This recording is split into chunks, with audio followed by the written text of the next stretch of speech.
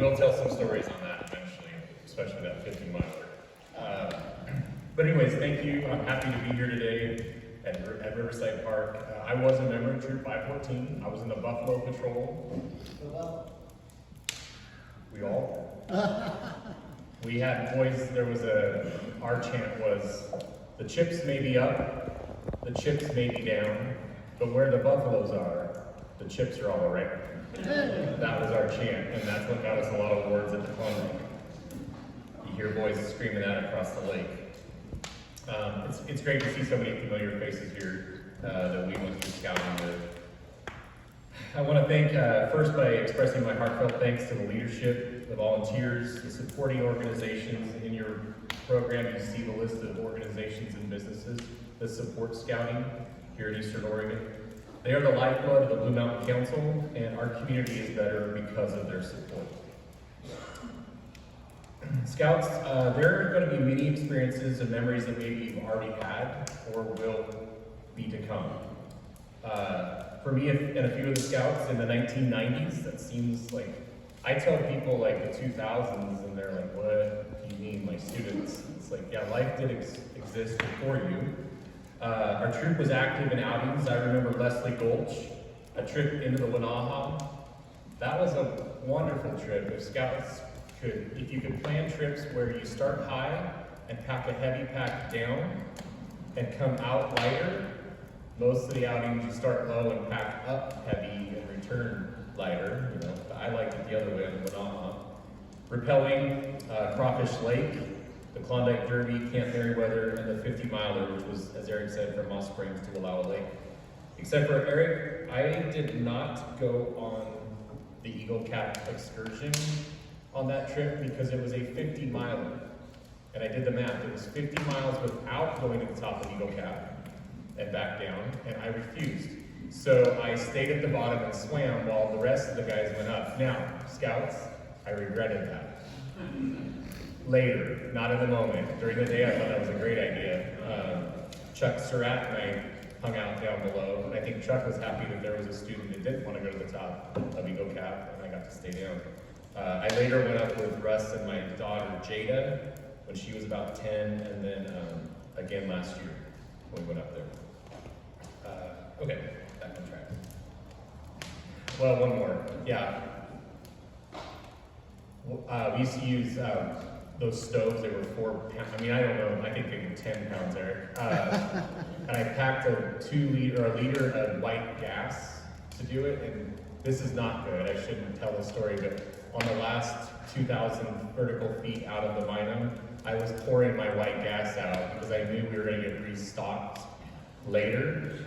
And so I was literally taking clothes off and hanging them on my backpack, which made no sense because I was still carrying it, but it felt like it was a lot. We also had a student that, well, I think I had some envy because we had a student, or a scout, who had put a pretty good puncture in their foot at mile 25 at Eagle Creek. And so I think some of you might know that story, but he got to take a ride out on a mule and still got the 50-miler badge. Struggled with that a little bit too. Come to find out, you can also float 50 miles and get the badge. We walked it. All right, not upset. From cooking meals, preparing camp, to campfires and the shared camaraderie, it was all worth it. Scouts, I will say this, scouting is not just about badges and camping trips. It's about building character, fostering leadership, and a nurturing sense of responsibility. It's about preparing young people to be active, engaged citizens who contribute positively to their community. This is my other thing, and I'm an FFA advisor, and so membership in organizations is really important to me. But when you become a scout, you don't automatically become a better person. You're like, oh, you're a scout. It doesn't come with that immediately. It might think that is, but becoming a member is the first step. But it's more than that. It's about not wasting the opportunity presented before you. It's about taking advantage of every moment to live that scout oath and the law. And while being a scout may earn you admiration, what truly matters is living up to the principles and being transformed by them. It is not a passive process.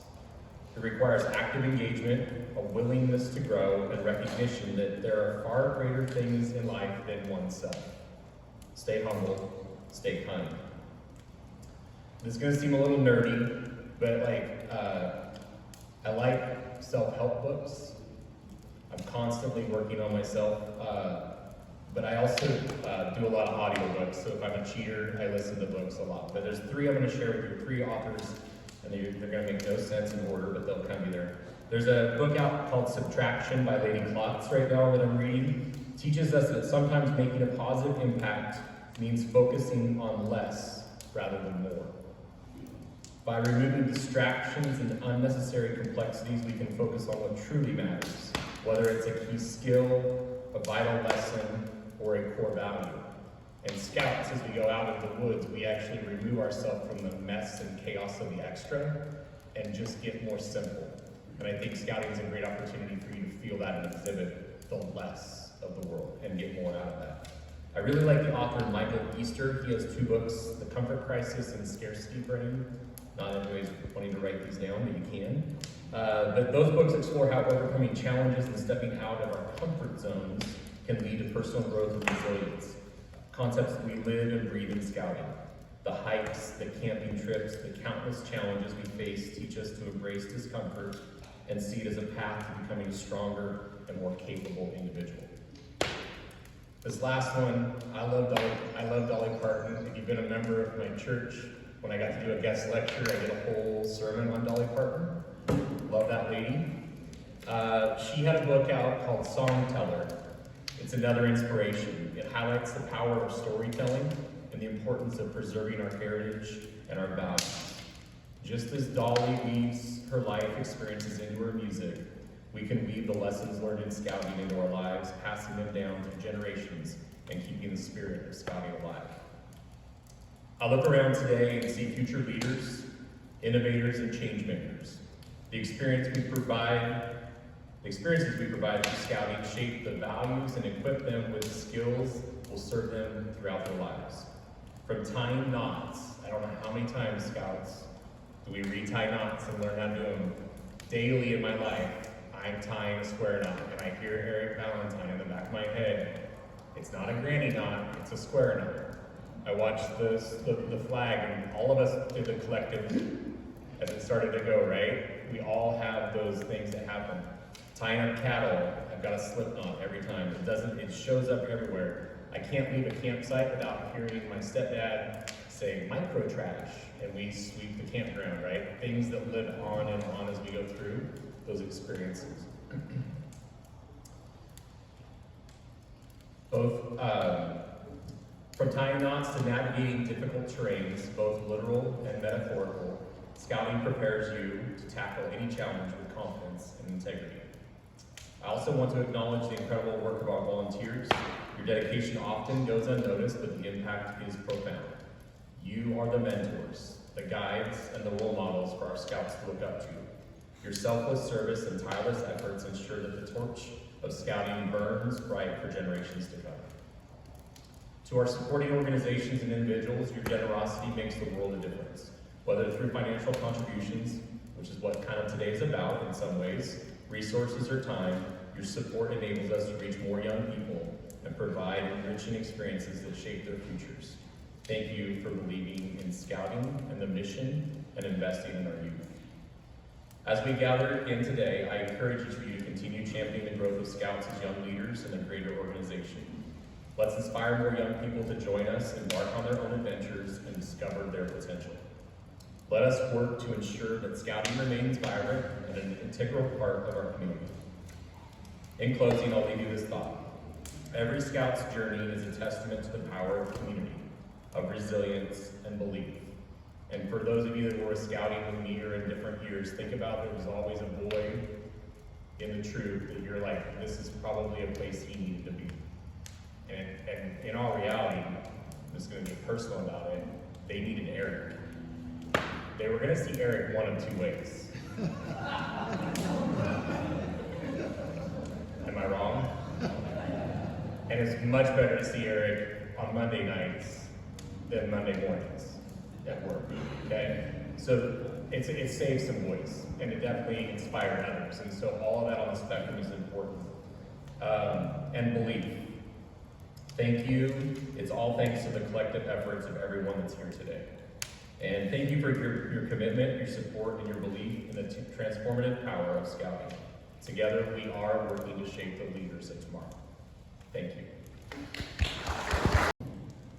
Boys, you don't know that you're going to be up here at some point 30 years later talking about your own kids or people you know. But the next gentleman that's going to speak is a relative of mine. I'm proud to have him in our troop. We've had family kind of continuing that path. He is a leader in my classroom. He's a leader in our school.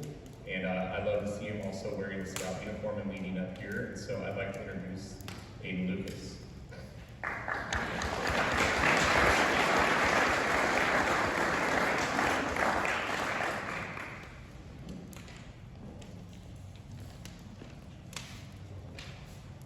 Thank you, Mr. Camp. Good morning. I am Aiden Lucas, the current Senior Patrol Leader in the Grand Troop 514, and I appreciate you all coming here to support our local council. I've been asked to share with you some of my experiences as a Scout and how Troop 514 has impacted my life. When I first started Boy Scouts in January 2020, I expected lots of camping, fishing, and exploring of the outdoors. What I did not expect was a global pandemic. My time for joining the troop may not have been ideal, but thankfully the troop continued to operate as normal as possible. So while my camping, fishing, and exploring was a bit delayed, I quickly realized how much more there is to being a Scout. Scouting has tremendously affected me and countless others in a variety of ways. Rather than list them all, I wanted to talk briefly about what the three things come to mind first when it comes to my own experience, which are leadership development, instilling integrity into everyday actions, and hard work. Leadership is what keeps an organization working smoothly and performing to its fullest. Through Scouting, we are given the chance to take on leadership roles and responsibilities, whether it be adventuring or teaching a new skill in one of our weekly meetings. With guidance from our adult members, the Scouts are truly encouraged to lead from within. As we ascend the ranks, we go from student to teacher. I remember one of my first outings was climbing at Hoffer Lake, and my cousin Nate was there to help me. Nate has moved on and is in the world now, but I take the knowledge he gave me and apply my own experiences to teach younger troop members those same skills. Although Nate is gone, I hope I can maybe share some of those tips and tricks to his little brother Will and other Scouts and continue the cycle once I've moved on. Another thing that has been taught and continually reinforced is integrity.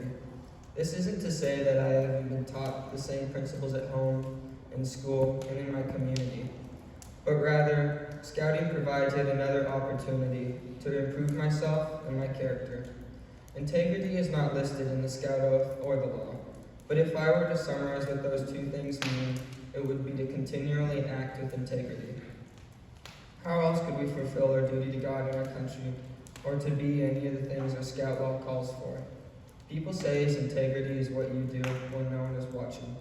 But as a Scout in Troop 514, maybe we can say integrity is asking ourselves, what would Eric Valentine do?